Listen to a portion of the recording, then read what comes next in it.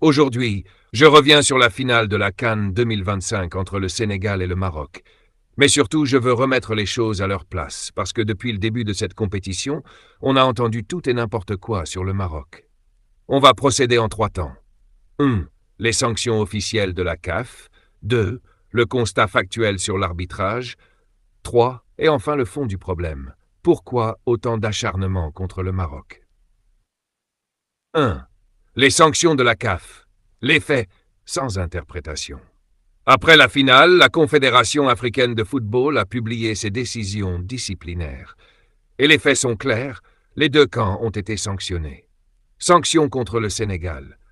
Pape Thiaw, sélectionneur du Sénégal, suspension de 5 matchs et 100 000 $ d'amende pour comportement non sportif et atteinte au principe du fair play. Cheikh Baroui Ndiaye, suspension de 2 matchs pour comportement non sportif envers l'arbitre. Ismaïla Sarr, suspension de 2 matchs pour comportement non sportif envers l'arbitre. Fédération sénégalaise, 300 000 $ pour le comportement des supporters, 300 000 $ pour le comportement des joueurs et du staff, 15 000 $ pour mauvaise conduite liée aux avertissements. Sanctions contre le Maroc. Ismaël Seybari, suspension de 3 matchs et 100 000 $ d'amende. Achraf Hakimi, suspension de 2 matchs, dont un avec sursis pendant 1 an.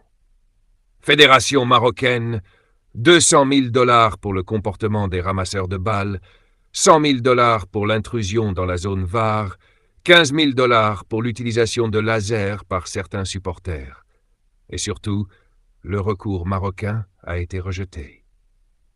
Ça, ce sont les faits, officiels, documentés. 2. Un constat simple, le Maroc ne gagne pas par arbitrage. Maintenant, posons un constat objectif. Le Maroc ne gagne pas par arbitrage. Le Maroc ne gagne pas par corruption. Le Maroc n'a jamais demandé à un arbitre de se tromper. Il n'existe aucune preuve, aucun enregistrement, aucun rapport, aucune sanction arbitrale qui montre une manipulation en faveur du Maroc. 0. 3. Un fait troublant, les arbitres ne sont jamais sanctionnés. Et là, on arrive au vrai sujet. Dans cette CAN, comme dans plusieurs éditions précédentes, il y a eu des erreurs arbitrales, des décisions incohérentes, des usages discutables du VAR. Mais une question simple se pose. A-t-on vu une seule sanction publique contre un arbitre suspendu, un arbitre rétrogradé? La réponse est non. Jamais. 4. Ce n'est pas de la corruption. C'est une responsabilité institutionnelle. Soyons très clairs. Je ne parle pas de corruption prouvée, je parle d'un problème structurel.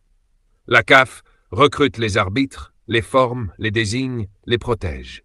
Quand un arbitrage est mauvais, ce n'est pas la faute du Maroc, et ce n'est même pas forcément la faute individuelle de l'arbitre. C'est la responsabilité de la CAF. Employer des arbitres non compétents, mal préparés ou mal encadrés, ce n'est pas de la corruption. C'est un échec de gouvernance. 5. Pourquoi le Maroc est-il ciblé? Alors maintenant, posons la vraie question. Pourquoi dans cette édition précise, autant d'acharnement, autant d'accusations, autant de soupçons, autant de haine parfois? La réponse dérange. Le Maroc a réussi l'organisation, a livré des stades modernes, a offert une CAN fluide, a montré qu'un pays africain pouvait organiser au plus haut niveau. Et ça dérange. 6. Jalousie, frustration et projection.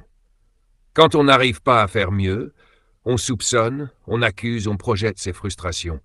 Au lieu de se dire « on doit progresser », certains préfèrent dire « le Maroc triche ». C'est plus facile, mais c'est faux. 7. Le match s'est perdu sportivement. Sur le terrain, le Maroc n'a pas perdu à cause de l'arbitrage. Il a perdu parce qu'il est tombé dans un piège mental, notamment ce break de 15 à 20 minutes qui a cassé le rythme. Ça, c'est du football, pas de la politique, pas un complot. Conclusion, remettre les responsabilités au bon endroit. Je termine avec un message clair.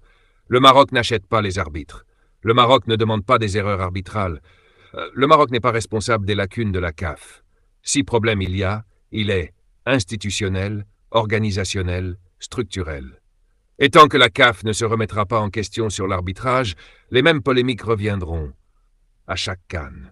Mais une chose est sûre, accuser le Maroc n'est ni honnête, ni juste, ni constructif.